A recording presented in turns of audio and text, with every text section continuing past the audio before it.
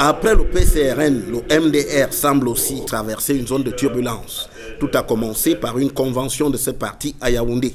Au cours de cette assise, le fils de Dakole Daye Sallah, fondateur de ce parti, a annoncé prendre les rênes de cette formation politique. Notre président fondateur est décédé, ça fait 15 mois déjà. On ne pouvait pas laisser le parti comme ça, sans prendre d'initiative, sans le réorganiser. C'est pour ça qu'on l'a fait. Il y a des échéances qui arrivent. Il faut qu'on soit précis vis-à-vis de notre partenaire, parce que notre partenaire, c'est le RDPC.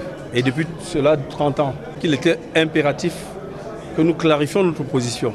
Cette option, a-t-il ajouté, était issue de la demande de la base. Je suis présenté parce que c'est l'appel de notre base, parce qu'ils connaissent aussi notre investissement par rapport au parti. On ne l'a pas fait que sur le plan politique, nous l'avons aussi fait sur le plan familial.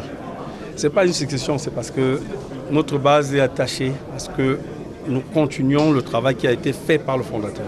À peine cette convention terminée, que le président national de transition du MDR, le sénateur Dior Kouepola, a rendu public un communiqué.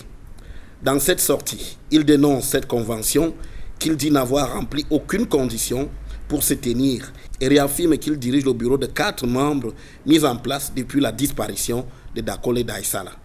Enfin, il affirme que le MDR est dans une phase de restructuration qui devrait conduire à une convention nationale élective en janvier 2024.